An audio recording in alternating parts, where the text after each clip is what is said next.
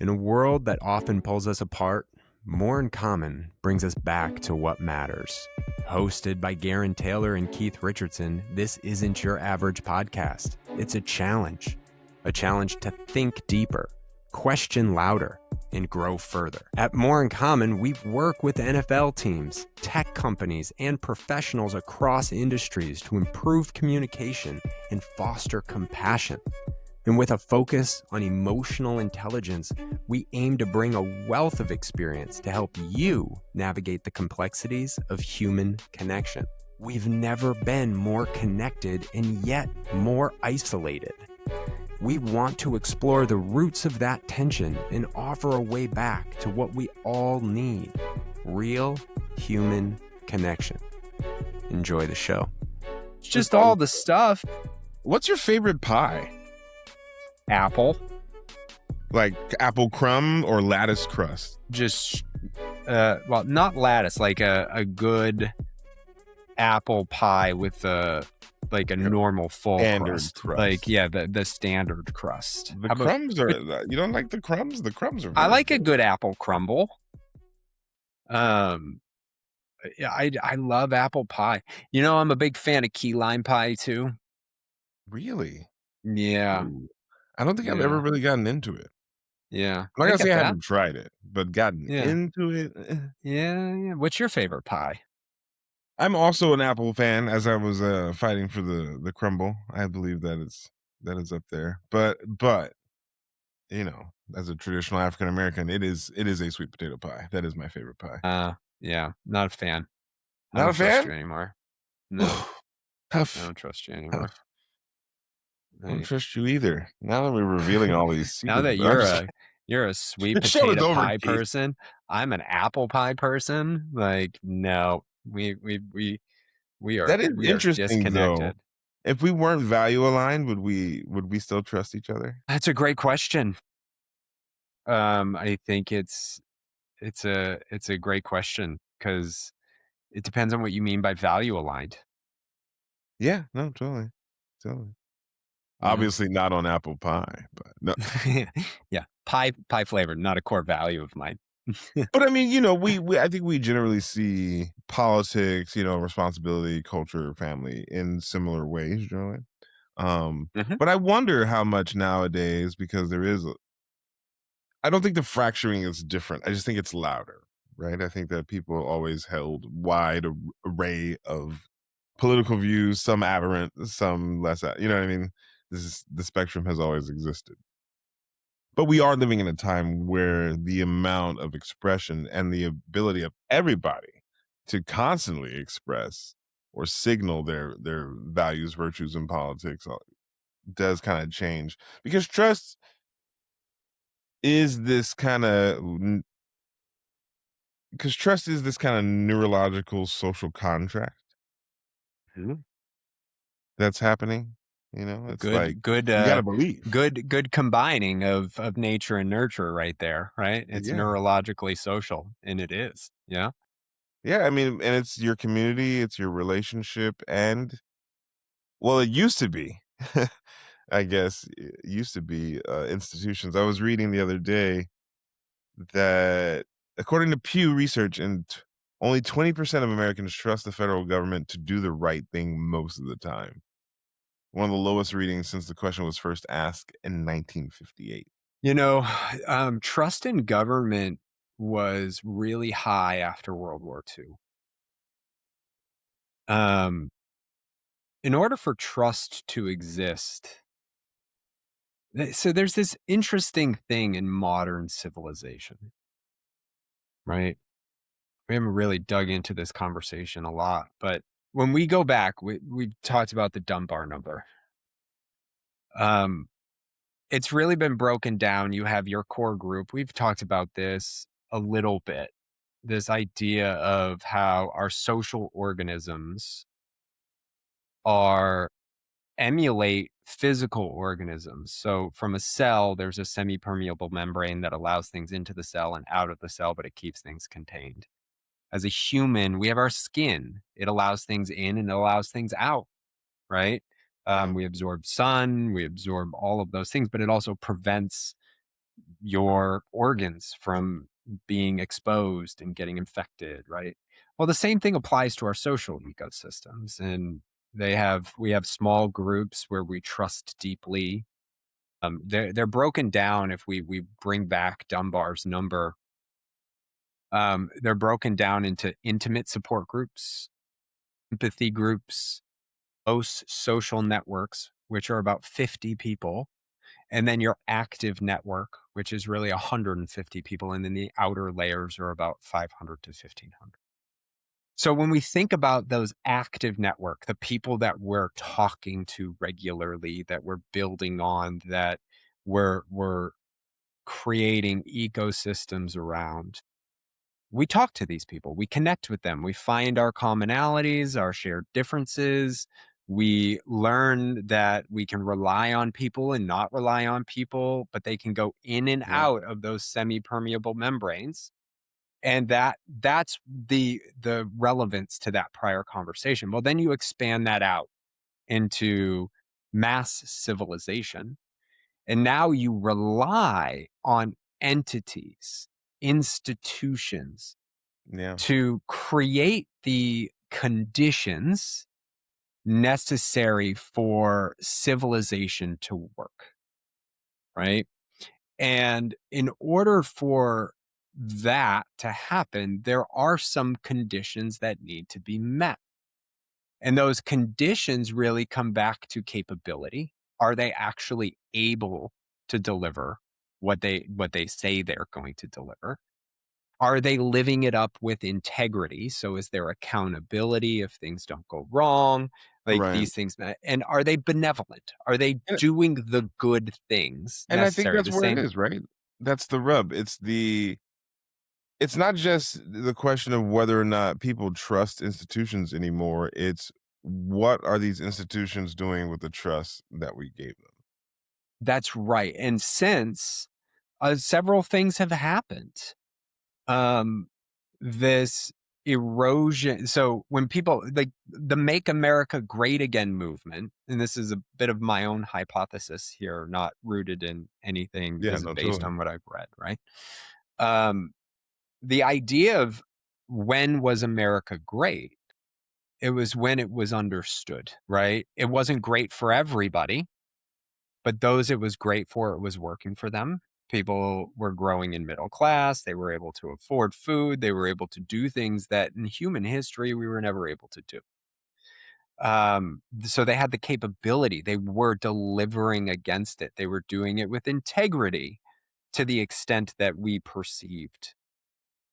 And over time, that has just been exposed in a negative way. When you think about Tuskegee experiments, you think about Yeah. Agent I mean, I was Orange, you gonna think say about, that. I was like, to a level, to a certain point, as an African American too, right? When people say things like "Make great America great again," it yeah, was like, when was it? Because this institutional trust, right? Because there's two kinds of trust, and I want to make sure that we create that separation, right? There's yes, the trust that you have when, like, the elevator is going to perform reliably. You get in, you press the button, it takes you up. right, And then there's right. the trust of the vulnerability of, if I can't control what's happening, is this institution going to Are act on my you behalf? Is it going to correct? take care of me the way? That's the social contract part, right? And that, I And mean, we that saw that that to be, applies to the elevator too, right? Like you're well, true, right? trusting the organization that put that elevator in to have a level of integrity to build an elevator that's not going to fall to the floor and blow up. And this is the dangerous lesson of these institutional failures, though, right? Because then you start distrusting other parts of the society in general, too, right? Like what we see now, the institutional distrust in government has also spilled over to media.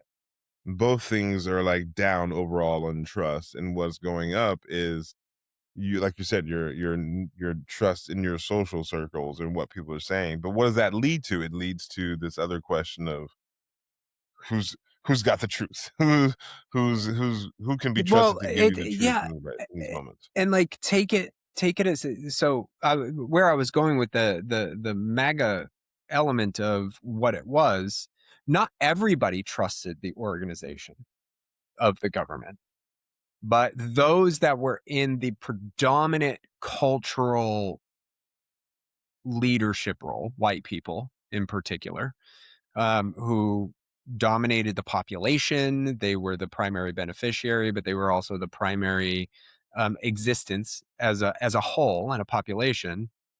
It was organized in a way that we knew, men did this, women did this, right? Like, at least this is the perception in rosy retrospection. When we think about cognitive bias, we think about the past in better terms than maybe it was at the time. But the subgroups didn't have that trust. But now you fast forward to the point that you were just saying. Everybody's got a voice. Everybody's out there. Everybody's sharing.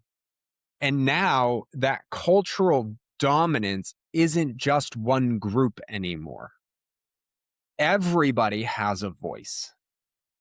And so there is no coalition of guidance that says, as a government, this is the macro points that we are going to do for the benevolence of all people.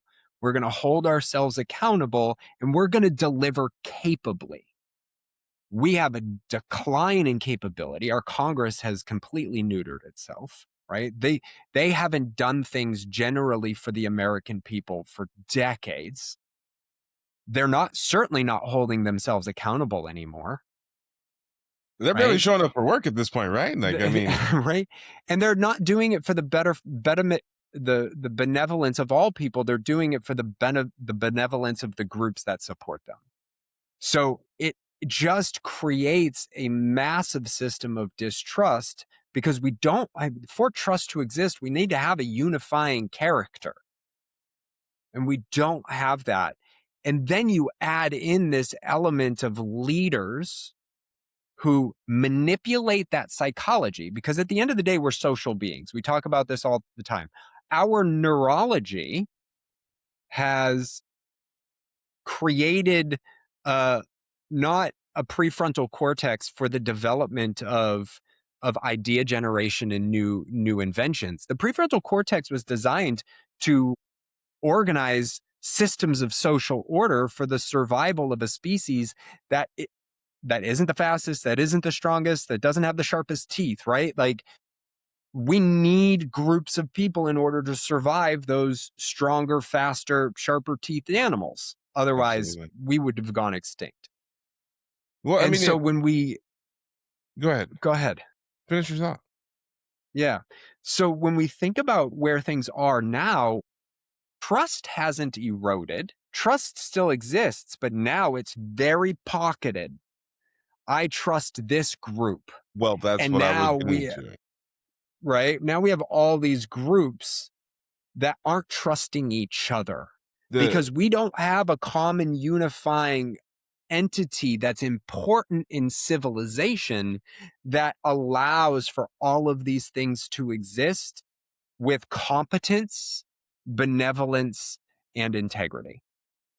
The Edelman Trust Barometer is a survey of 28 countries with around 34,000 respondents, and it found that 7 in 10 people report unwillingness or hesitance to trust someone with different values, backgrounds, or information sources. It's like why the collective trust as a social resource is something that you're saying is providing the good for everybody, is now this personal fortress of thoughts and grievances, it sounds like. Yeah. Well, and the reason, and we'll talk more about this later, but why do we organize ourselves like this? Well, we talk about it all the time and we brush over it. And now I think is the time to really dig into it. We organize ourselves like this for survival, right? And we create these ecosystems of shared ideas, shared collaboration, shared cooperation. And we do all of that in order to know that we can trust the people around us to survive the group, to survive our own genetic code.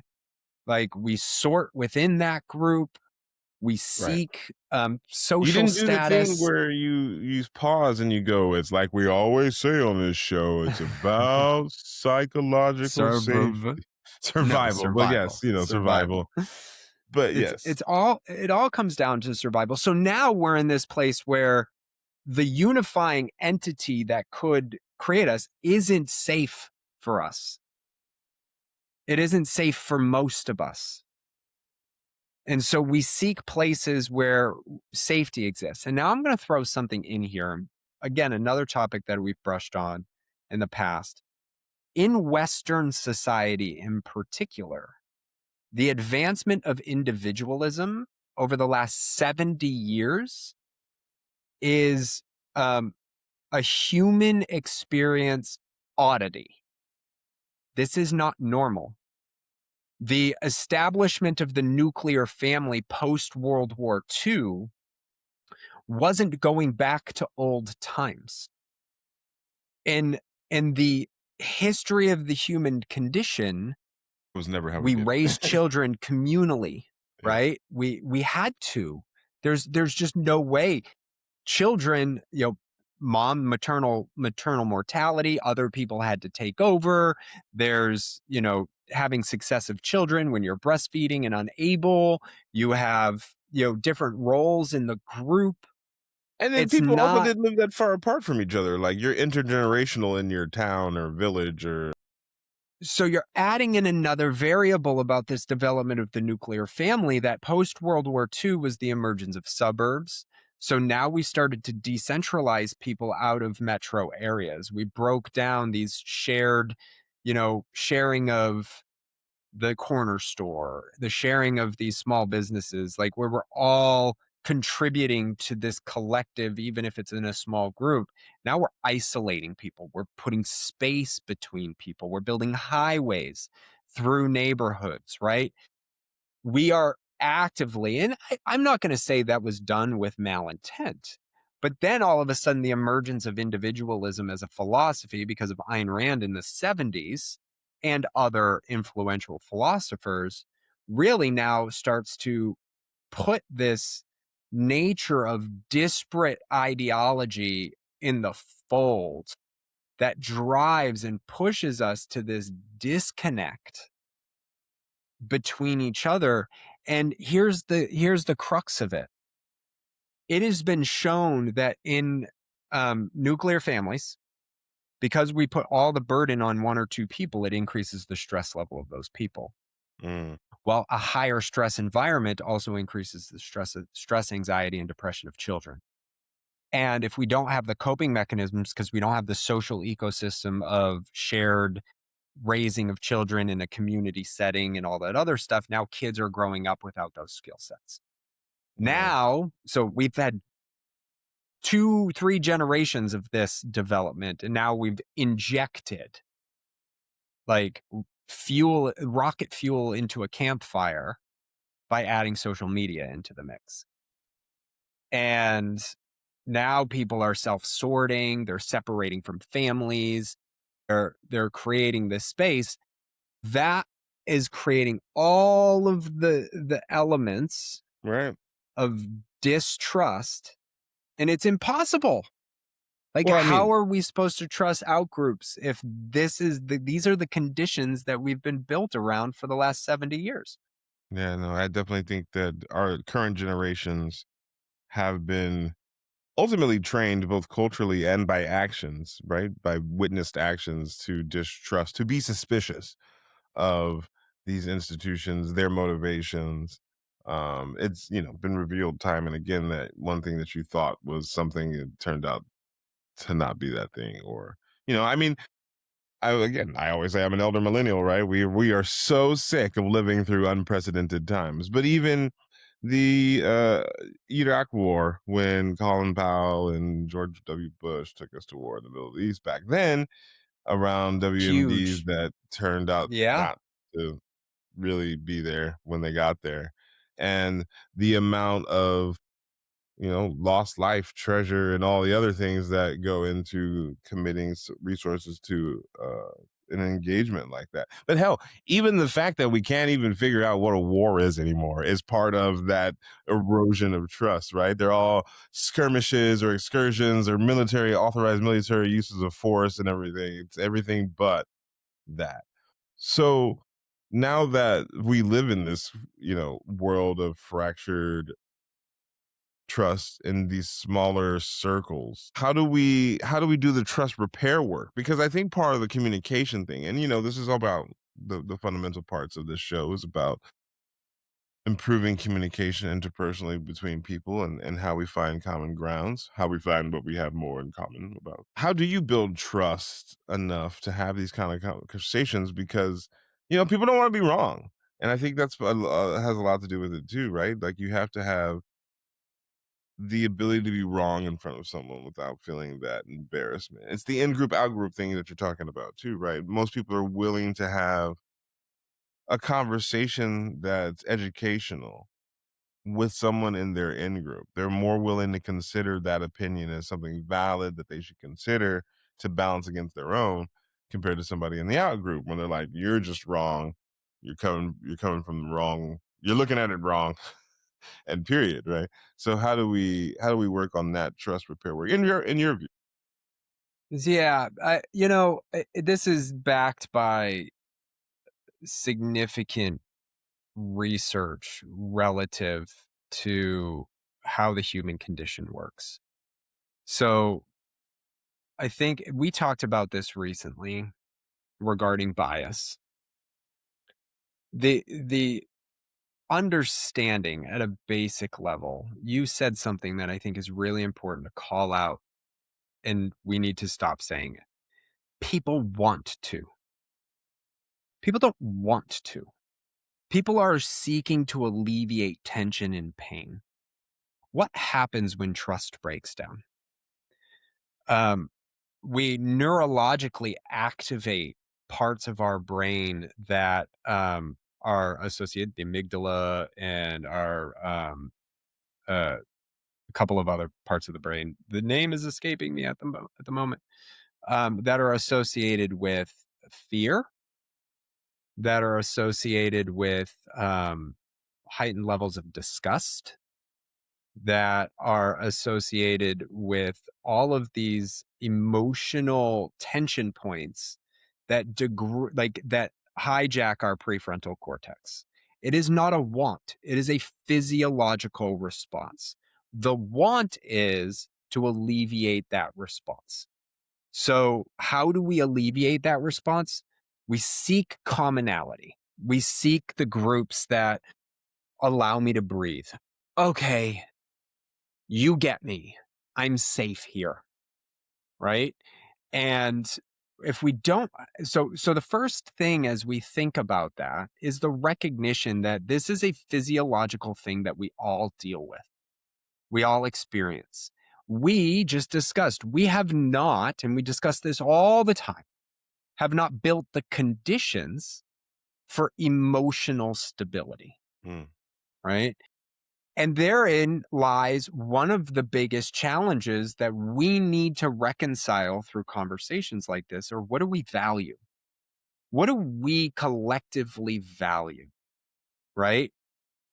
I'll use an example because I listened to it this morning about this school in Mississippi, or the Mississippi has gone from 49th in the country to 10th in the country in reading.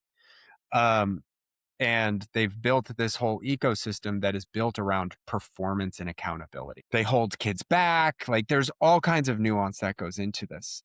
And one of those nuances is if you don't pass your test in fourth grade, if you're not ready for fourth grade testing, you actually get held back.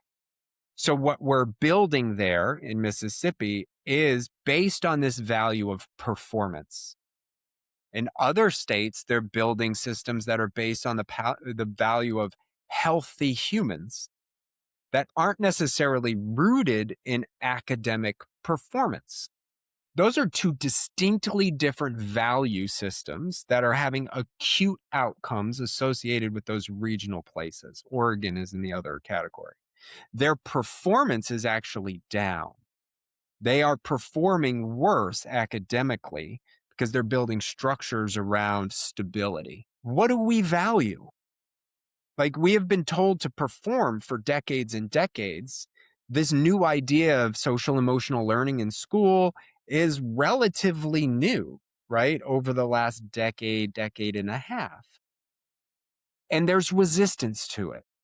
We go to school for these reasons. So, how do we understand that this lack of trust is built into our neurology, right? Like, we need to understand that this isn't just some want to, it's a physiological response based on the conditions of, of the circumstances that we're surrounded by. The second thing, and so we need to repair, we need to let people in.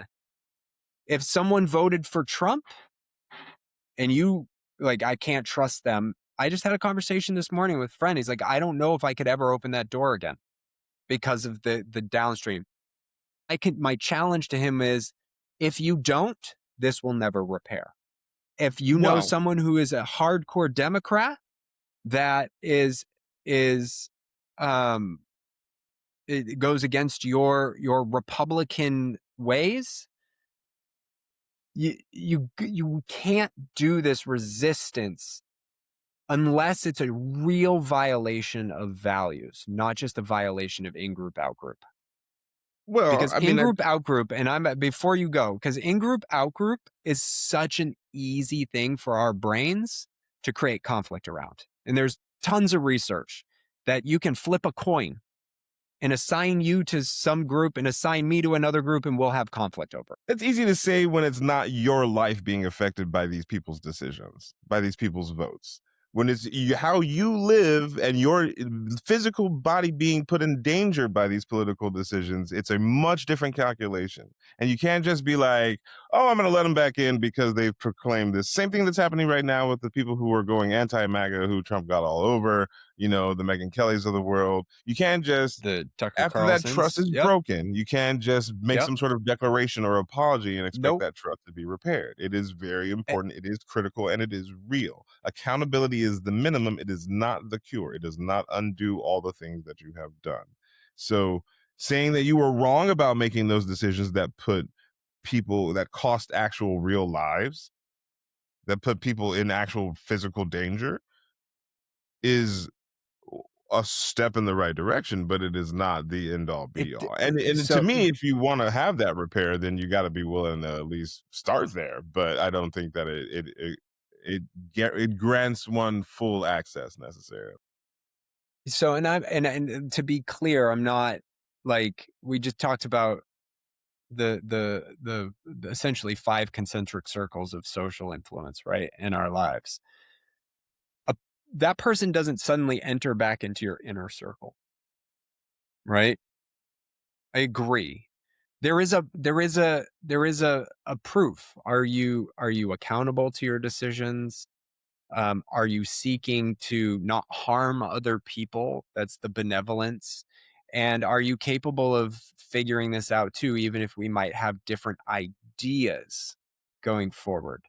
Not everybody can be trusted, right? Like, and that's a reality. Not everybody can be trusted.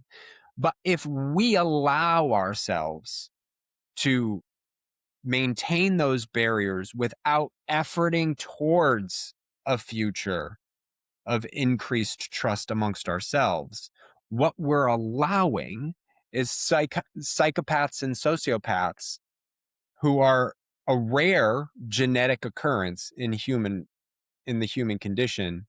That rarity is important to their existence, and they take advantage of our inability to trust. So it allows them to divide us. And thus, we're never going to have I'll the give you one social word. civilized order that we need or are seeking. That same Edelman study said that the number one institution of trust, 78%, is people's employer. We're trading our trust into the company that pays us. And in this corporate capitalistic system, that seems a little bit scary. But we're going to leave it there for this week because we're running out of time on this one. And I know there's so much more to cover on trust. But well, before we pause, because I want to seed this, that employer thing is really critical because it ties to identity. And there's that underlying element of identity that makes all of this so complicated. And I think we're going to come back next week and talk about that. Yeah, let's do it. We'll get into more things about identity and how we have these discussions. And if you like any of these things that you hear on our show, be sure to comment in your favorite podcast app or on YouTube. Share the show. Tell all your friends about it. Tell them all how wild and crazy it is. Tell them, look, trust is hard. The human condition is hard. This shit isn't easy. There's no quick answer. There's no quick fix.